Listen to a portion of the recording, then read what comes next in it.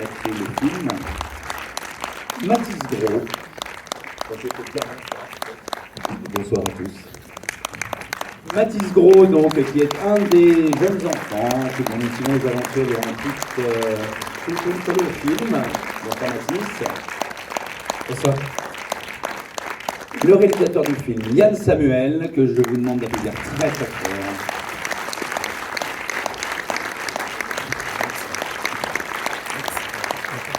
Et bien évidemment notre étoile locale dont nous Bonsoir. Pardon, excusez-moi. Donc, bonsoir. Oui, alors je disais bonsoir, voilà. Excusez-moi. J'ai le droit. Vous avez entièrement le droit, je vous laisse. Mille excuses. Alors, Bonsoir.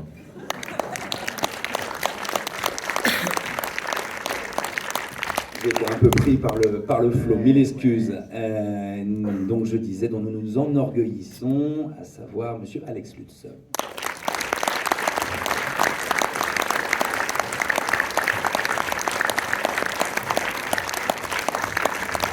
Bonsoir. Bonsoir à tous. Comme je vous ai coupé, Monsieur Yann Samuel, mille excuses encore, mille fois. Non, ça va, morfond. c'est une fois. Donc vous êtes venu nous présenter ce chef-d'œuvre. C'est pas la première fois que vous le présentez, mais devant une salle comble, donc on est ravis.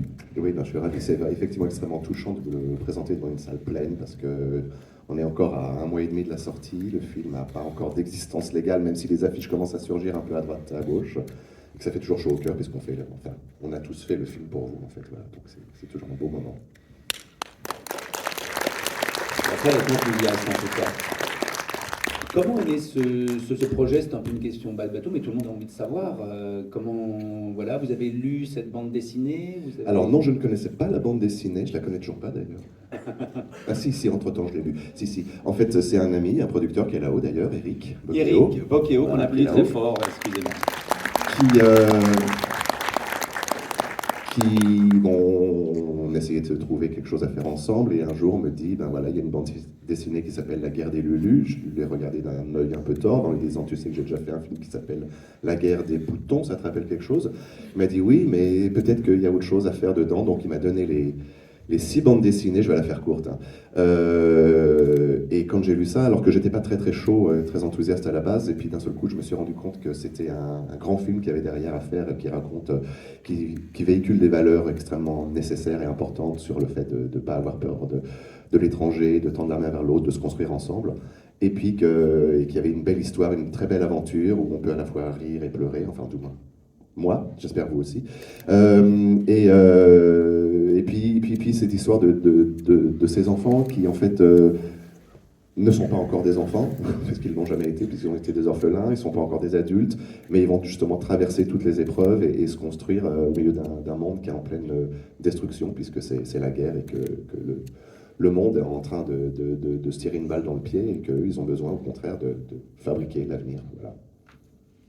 Et vous, Alexis, la dernière fois que vous étiez venu, vous m'aviez dit en off que tous les projets sur lesquels vous intervenez, vous tiennent à cœur. Généralement, vous prenez vraiment une part réelle, peut-être pas la production totalement, mais en tout cas, qu'est-ce qui vous a plu dans ce projet quand on vous aborde? Est-ce qu'on est venu vous aborder ou est-ce que vous yotiez peut-être cette BD en attendant Non, pas du tout.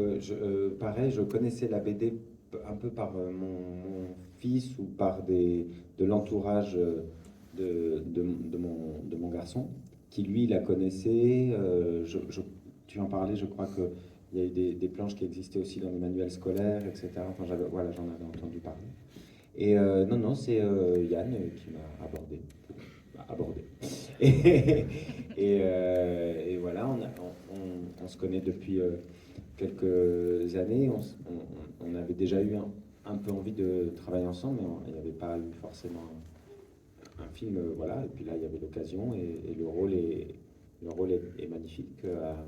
Et tous les rôles d'adultes sont magnifiques pour chapitrer le film et pour accompagner ces enfants à grandir malgré tout. Et donc vous êtes, parce que vous avez déjà fait Spirou ou Fantasio, on doit vous le ressortir à chaque fois, mais vous, voilà, c'était pas la première fois que vous rentriez dans la peau d'un personnage de bande dessinée, c'est plus simple, moins simple, vous dites c'est complètement dingue. D'ailleurs, pardonnez-moi, c'est peut-être une question que tout le monde se pose ici, est-ce que votre personnage existe vraiment dans la BD? Oui, il existe dans la BD, mais Ouais. j'ai pas lu, je ne voulais pas me replonger dans la BD pour le faire. Euh, j'en avais la conscience et voilà, j'avais rapidement regardé, mais je m'étais pas plongé dedans exagérément pour le faire. Je trouve que c'est une bande dessinée qui autorise ça.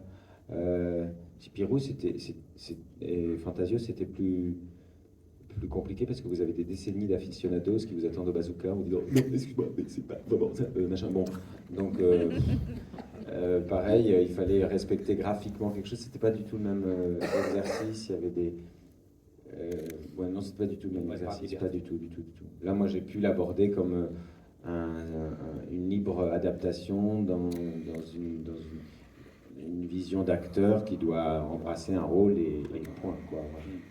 D'ailleurs, si le rôle existe dans la BD, en fait, il n'apparaît qu'au début et il ne revient pas, contrairement à ce qui se passe dans le film. Et il y a aussi quelques rôles comme ça qui ne sont pas du tout dans la BD, comme le rôle d'Isabelle Carré n'existe pas du tout dans la BD. Désolé. Le rôle de Moussa non plus n'existe pas dans la bande dessinée. Voilà. Non, pas dans la bande dessinée.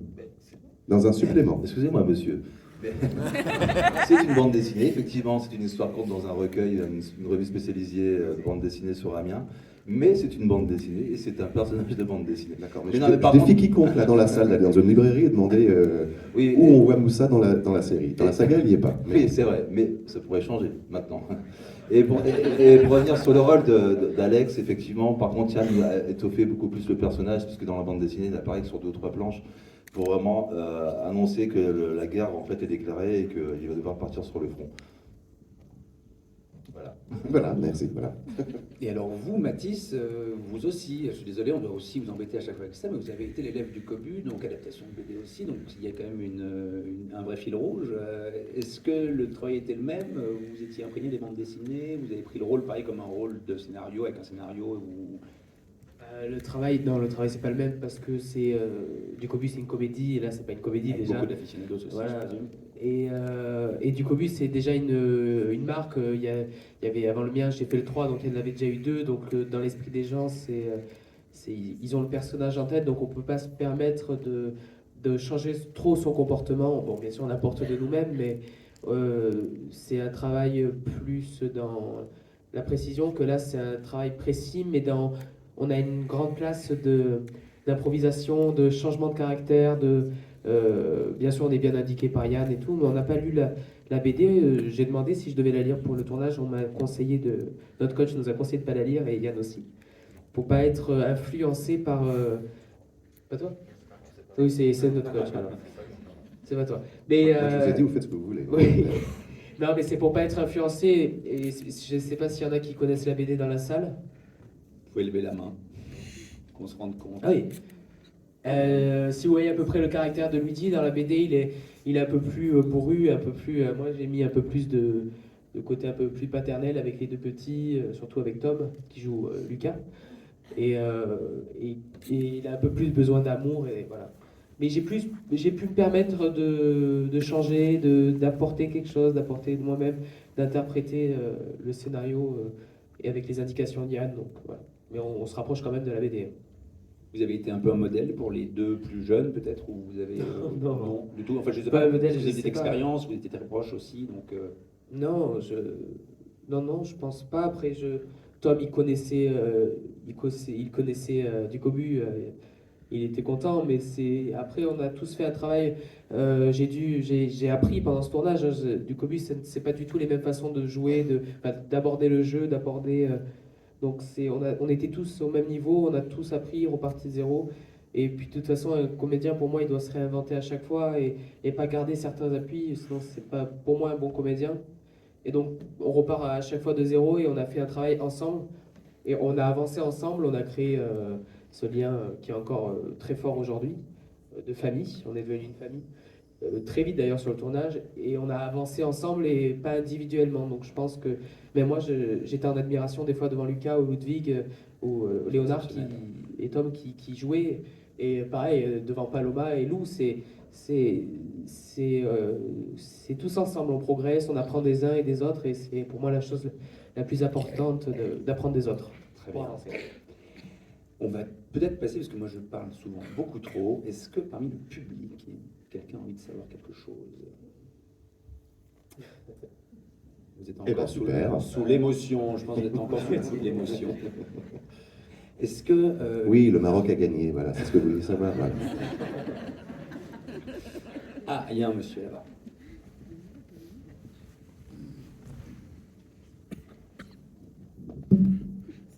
Bonsoir déjà l'équipe du film. Merci Bonsoir, déjà bonsoir. pour ce magnifique film.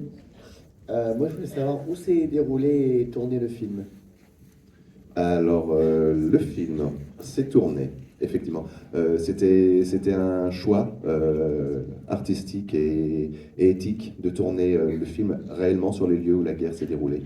Donc on est vraiment allé dans les régions Hauts-de-France, on a tourné dans l'Aisne, dans la Somme, dans le Nord, avec plein de petites coïncidences, par exemple le décor du cimetière qui apparaît quand les Lulus traversent pour aller vers leur cabane, et a été trouvé tout à fait par hasard, alors que je me suis trompé à l'endroit sur un point de rendez-vous, et je tombe sur ce cimetière, et j'apprends que c'est ce qui reste, ainsi que l'église, d'un village qui a été détruit en 1914, et je me suis dit, la coïncidence est trop belle, il faut que je déporte certaines scènes dans ce cimetière.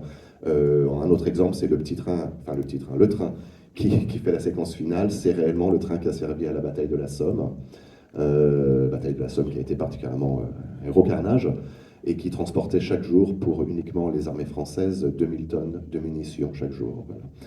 Voilà, donc plein de petits rapports comme ça. Et le fait de tourner dans le Nord a fait qu'on a eu un accueil et une écoute aussi de la population locale. Chaque fois qu'on allait quelque part, que ce soit au niveau, parce que tous les petits rôles, tous les figurants viennent de la région, ils avaient tous un rapport à cette guerre, tous un irrésolu, quelque chose à régler, avec chacun son histoire, parfois des détails, parfois ils nous apportaient des photos ou des témoignages ou des objets qui étaient leur vécu propre et qui enrichissaient le propos. Et par exemple, ce que j'ai là dans les tranchées de tous ces gars qui meurent en permanence et qui explosent dans des conditions, c'est pas du tout enfin, il y a quelques cascadeurs, mais le reste, c'est vraiment des figurants qu'on a pris sur place, mais ils étaient tellement heureux et touchés que pour une fois, une production de cette ampleur n'aille pas faire ça dans les pays de l'Est, mais fasse réellement ça appel à leur propre région, qu'ils sont vraiment donnés à fond. Et encore une fois, pour la petite histoire, c'est la première fois de ma carrière que que je me suis senti tellement touché que j'ai remercié personnellement chacun des 900 figurants qu'il y avait sur le plateau, et je leur ai envoyé à chacun un mail. Non, mais c'est pas à vous que j'ai envoyé le mail, mais voilà. Merci, bravo à vous. S'il n'y a pas d'autres questions, je vais essayer. Ah, pardon, excusez-moi madame.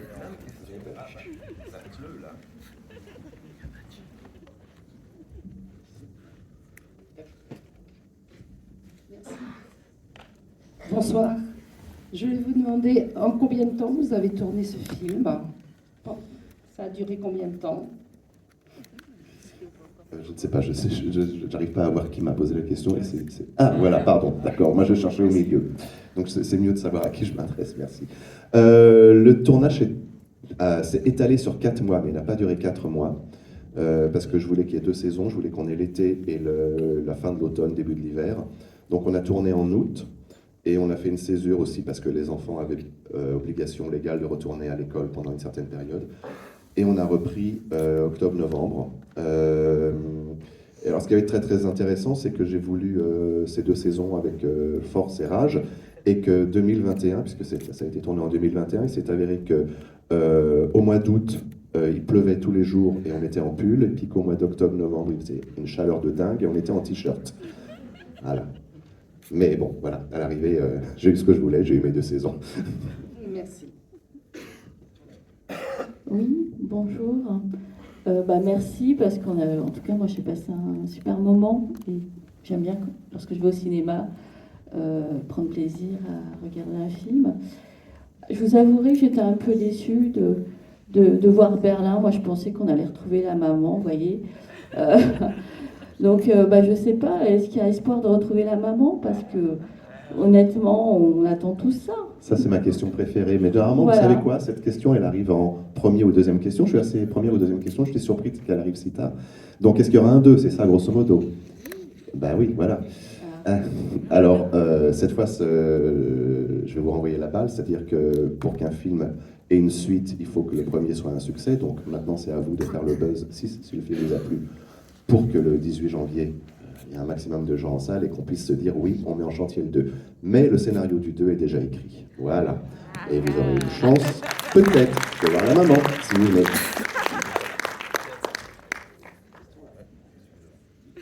Allez-y, question. Oui, alors c'est pas une question, c'est une remarque. D'abord m'excuser parce que je vais avoir à me lever tout de suite pour aller chercher des lelus, venir voir le film. Vous êtes en face de nous, donc on va vous féliciter pour le jeu d'acteur, pour la réalisation, pour l'idée de la BD. Mais j'aimerais souligner deux choses. D'abord, la photographie, elle est superbe. Et la deuxième chose, le dialoguiste aussi, en particulier pour une réplique. Celle qui dit j'en ai marre de grandir et pas mes chaussures, parce que je trouve que c'est vraiment l'image du film qui transpire. Voilà. Merci. Vous le remerciez. Alors, la lumière, c'est un chef opérateur avec qui c'était ma première expérience, mais on a énormément bossé, lui et moi. On s'est beaucoup inspiré des autochromes, qui sont les premières photographies couleurs de l'époque, aussi beaucoup de peintures de l'époque. Et c'est vrai que je voulais, par respect du fait que c'était une bande dessinée, avoir cet aspect très graphique. Et du coup, il y a cette charte de couleurs qu'effectivement, on a éliminé toutes les couleurs qui n'étaient pas comprises entre le bleu profond de nuit et le jaune d'or, qui pour moi avait deux valeurs symboliques, le bleu nuit étant l'anonymat, le côté obscur de là d'où viennent les orphelins, et le jaune d'or qui était le côté aventure, mais aussi le feu de la guerre et la destruction. Et que tout allait se décliner entre ça. D'ailleurs, le premier décor, le premier orphelinat n'est que bleu, le dernier décor, la gare et le familier n'est que jaune, et en fait toute une déclinaison de ça. Voilà, donc c'est un énorme boulot, mais on a cherché même dans les textures des vêtements, des matériaux utilisés, même pour les explosions. J'ai voulu un certain type d'explosion qui n'est pas l'explosion traditionnelle qu'on voit dans les films d'action, à la Marvel, avec énormément de flammes et de rouge. Je voulais que ce soit des espèces d'énormes géants d'obscurité qui jaillissent de terre un petit peu pour faire encore plus l'aspect conte. Voilà. Et quant au dialoguiste, ben, j'étais seul, mais je vous remercie, ça me fait très plaisir.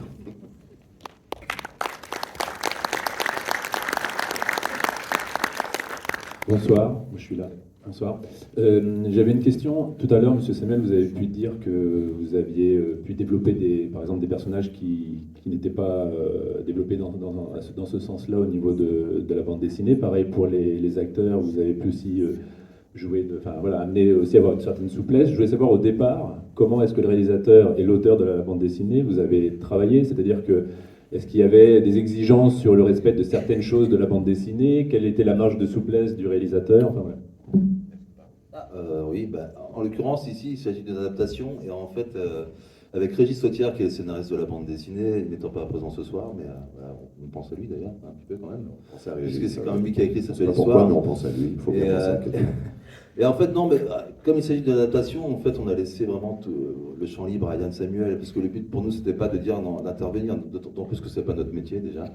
Et puis, on a eu toute confiance en lui, tout simplement, et on a eu cette chance aussi d'être souvent sur le tournage et de découvrir, en fait, le tournage. Et à vrai dire, c'était nous, les enfants, sur le tournage, parce que on avait 7-8 ans, on découvrait vraiment un film historique, donc sur place, c'est toujours impressionnant. Je ne sais pas si vous avez l'opportunité de voir un film en réalisation, en tout cas même en histoire, mais alors, je sais que Régis a fait à peu près 6000 photos, donc il a passé son temps à faire le contre-film rien avec des photos.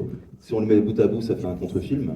Mais non, on a laissé vraiment libre cours, et Yann avait envoyé les différentes moutures du scénario avant de commencer effectivement le tournage du film, et puis il faut savoir que du tournage du film à l'option qui a été posée, c'est-à-dire acheter les droits pour l'adapter au cinéma, il s'est passé à peu près 3 ans et demi. Donc c'est un long travail pour Yann et pour les producteurs, enfin pour toute l'équipe du cinéma. Et puis à la suite, je vais la confier à Yann, parce qu'il pourra en parler bien mieux que moi. Tada.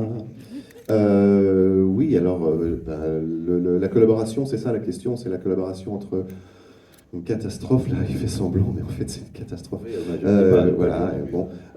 Non, ça s'est très très bien passé, effectivement.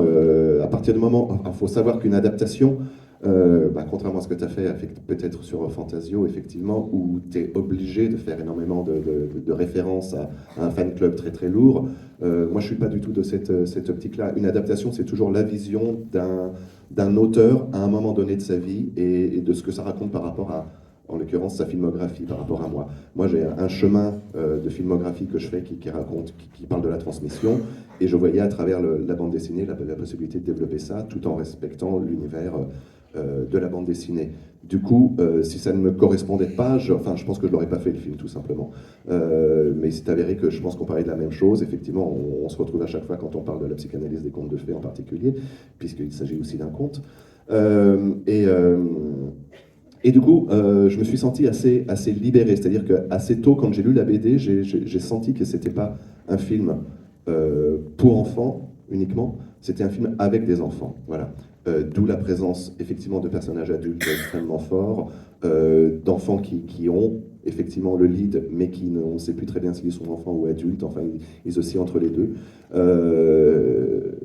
Et voilà, et du coup, régulièrement, j'envoyais effectivement, chaque fois que j'avais une mouture, les versions, mais plus pour une validation intérieure que pour obtenir un retour. Régis me faisait des retours, parfois j'en tenais compte, ou pas, beaucoup plus ou pas d'ailleurs. Voilà.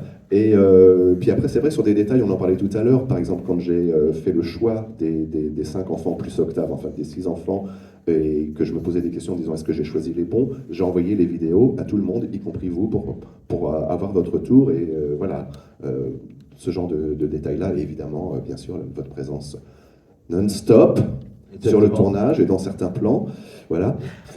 Non, un seul, t'exagères quand même.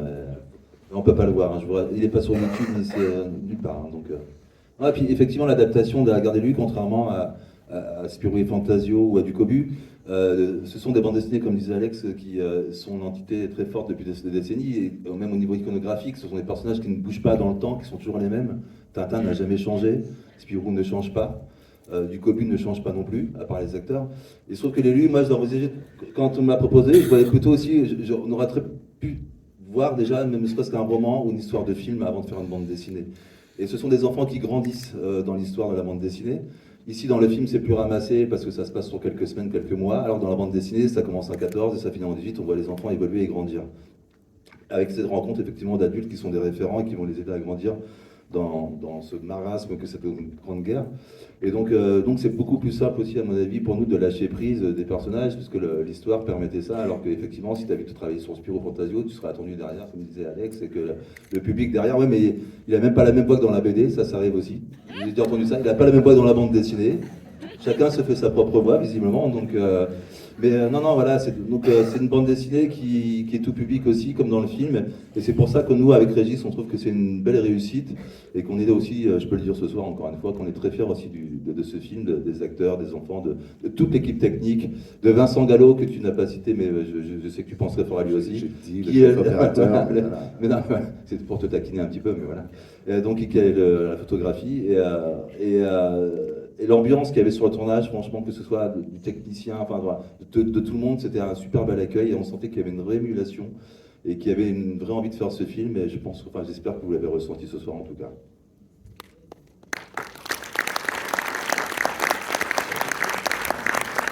Est-ce qu'il y a d'autres questions? En attendant l'autre question, est-ce qu'il y a des enfants qui aimeraient dire ce qu'ils ont retenu du film? Je vois qu'il y a un peu des enfants. Quelle a été la partie préférée? Est-ce qu'il y en a un enfant dans la salle qui aimerait dire ce qu'il a aimé particulièrement dans le film? Est-ce que... Non, n'ayez pas honte, hein, c'est juste personne ne vous regarde. Il y a une enfant que je connais dans cette salle. Je crois qu'on l'a tous vu tout à l'heure. Alors, mademoiselle, est-ce que vous auriez... Capucine, bien. Alors, Capucine était l'héroïne d'une série télévisée qu'on a fait pour M6 il y a 2 ans. Et elle est orléanaise. Et je suis ravi de t'avoir écouté.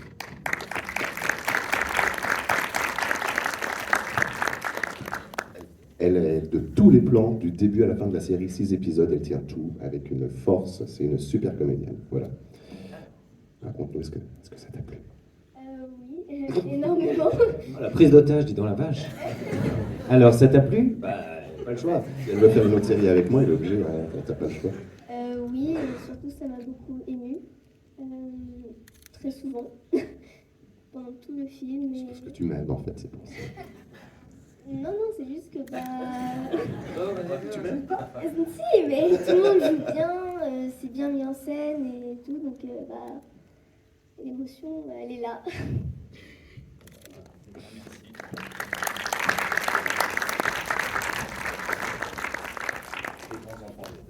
Est-ce qu'il y a d'autres questions? Je ne referai plus jamais ça. C'était un gros piège.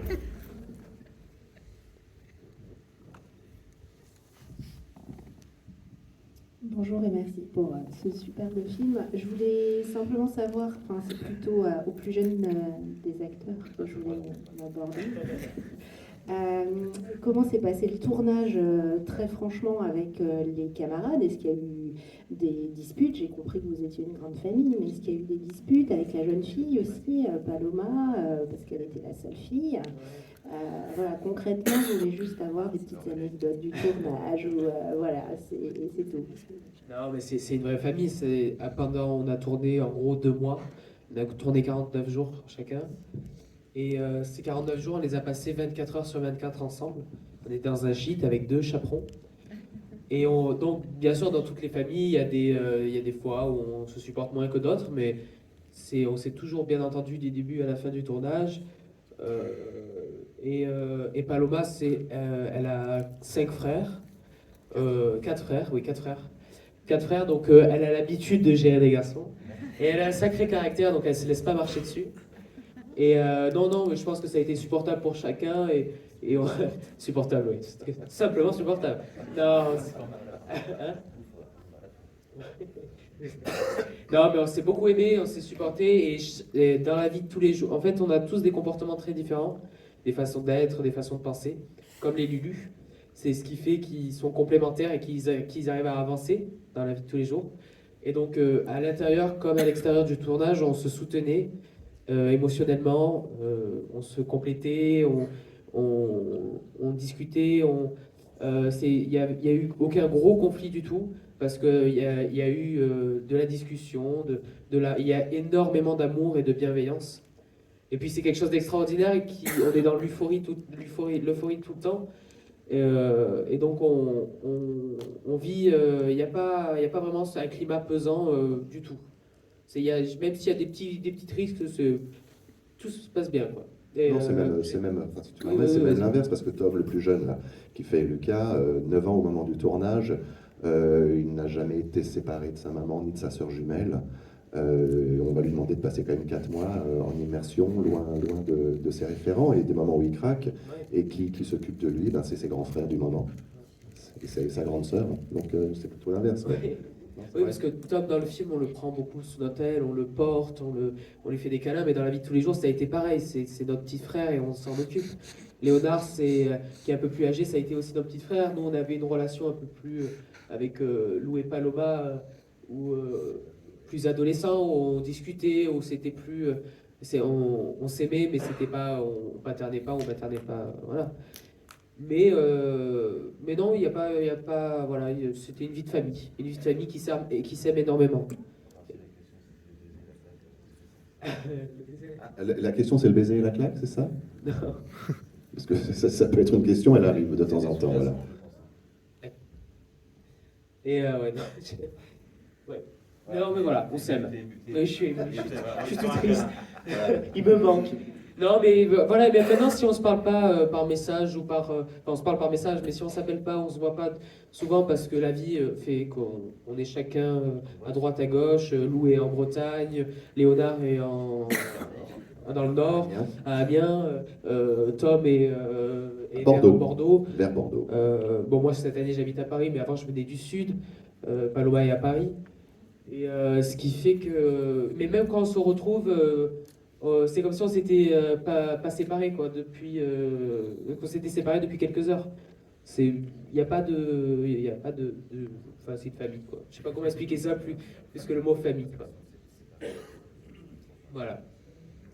Est-ce qu'il y a d'autres questions? Dernière petite question, peut-être. Sinon, moi, je vais la poser. Je vais la prendre, celle-là, juste. Elle est moins... oui, euphorisante.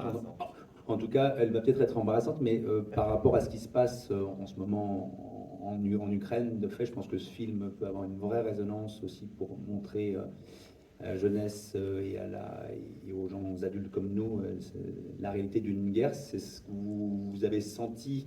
Est-ce que vous aviez envie de parler de la guerre aussi? Est-ce que vous aviez envie de montrer quelque chose de la guerre, ou c'était simplement une histoire d'enfant? Non, je pense qu'on ne fait pas un film comme ça par prétexte, juste voilà. Parce que c'est fun. Non, bien sûr. Non, mais bien sûr que les messages sont là et sont extrêmement prégnants et d'actualité. Je sais pas, Alex, on est la preuve. Oui, c'est vrai. Personnage. Comment tu le sens, toi? Parce que c'est toi qui es le plus au cœur de ça dans le film. Oui, non, moi, c'est ce qui m'a touché sur le rôle. C'est ce personnage qui a une foi en quelque chose qu'il croit à toute épreuve et qui s'effondre aussi vite que c'est affirmé, quoi, avec l'aspect tout aussi dérisoire que cette petite réglette de bois sur un pupitre où, quand il la pose, il dit ça peut être ou non une frontière. Et c'est tout aussi couillon que ça, on peut dire ce qu'on veut, mais c'est toujours curieux de voir une map monde, quand on regarde les planisphères ou des choses, de se dire, cette espèce de planète, on se l'est morcelée, puis on se la surmorcelle, puis à l'intérieur de ça on fait des villes, puis à l'intérieur des villes on fait des lotissements, puis après mais l'engueulade pour un tuya, elle est le même principe, et c'est tellement irrésolvable, et c'est une tragédie grecque qui est tellement plus vieille que le grec. Donc voilà, moi je trouve ça éternellement bouleversant et très important. Mais je trouve que le film a la vertu de ne pas avoir, je trouve, à le montrer aux enfants pour que les enfants le comprennent. J'ai l'impression que c'est quelque chose que les enfants comprennent très tôt et très vite. Et d'ailleurs, ils savent jouer à faire la guerre. C'est-à-dire qu'ils savent jouer des fois, ils se bagarrent fort. Enfin, je veux dire, il n'y a pas de mièvrerie chez les enfants. Ça peut être d'une cruauté sans nom. Mais quand même, ils ont pigé ce truc que, a priori, on va pas jouer à vraiment se tuer. Nous on le fait, quoi. C'était quand même, nous, on va jusqu'au bout du délire. Donc le film a cette vertu de le montrer plus aux adultes, je trouve. On se le prend beaucoup plus en coup de poing en tant qu'adulte en le regardant, en se disant à quoi bon, c'est pas possible. Cet homme qui tombe sur la vitre avec l'ordre derrière de tirer dessus, c'est bon, voilà. Et ce qui est beau aussi, c'est que c'est dans le contexte, c'est pas un film sur la guerre, c'est dans le contexte de la guerre, donc on comprend aussi ce que peut engendrer une guerre au niveau des familles, au niveau des déserteurs, des femmes qui perdent leurs enfants, des hommes qui se retrouvent seuls dans les bois, des tirailleurs qui sont venus chercher dans des pays pour les ramener en France pour combattre. Et ce que j'aime dans les Lulu, c'est qu'on ne parle pas que de la guerre, c'est dans le contexte de la guerre, et que ça apprend, et c'est rare les films comme ça, où on apprend chacun à comprendre ce qui s'est passé autour. J'espère pour ma part vraiment que n'hésitez pas à profiter de la bonne parole auprès des écoles. Voilà, je pense que ce film a énormément à apprendre à énormément de gens. Donc voilà, vous en serez les ambassadeurs, je l'espère. Avant de vous remercier définitivement, on a l'éternel, vous le connaissez, Alex, maintenant. Petit cadeau de notre partenaire, Sébastien Papillon, le chocolatier, qui a pensé à vous spécifiquement, Alex. Alors j'adore défendre les films, mais j'adore aussi savoir qu'il y a ça. La raison pour laquelle tu les défends, en fait. C'était pas drôle, hein, c'était juste voilà, ça. Regarde, ça à se damner. Ce monsieur fait des choses à se damner. Il s'appelle Sébastien Papillon. Et alors, il a pensé à vous parce qu'il ne vous a mis que de la papillonella cette fois-ci. Voilà, super, c'est ce que j'avais commandé. Voilà. Pour vous, Yann, pour vous, Mathis, et pour vous, Hardoc, excusez-moi, je ne suis pas Shiva. Bon, alors c'est à s'évanouir tellement c'est bon. Ok. La papillonella de Sébastien. Comme je suis pas déjà de soi-disant, tu maigris et tout. Bon, en tout cas, moi, je voulais absolument vous remercier d'être là ce soir et juste vous dire que le film sort le 18 janvier. Donc, si le film vous a plu, et je l'espère, parlez-en parce que le cinéma a besoin que les gens reviennent dans les salles et échangent de beaux messages. Merci. Et à la sortie, il y a donc la signature de Hardoc des BD pour ceux qui le veulent. Voilà, bonne soirée et merci, à très bientôt.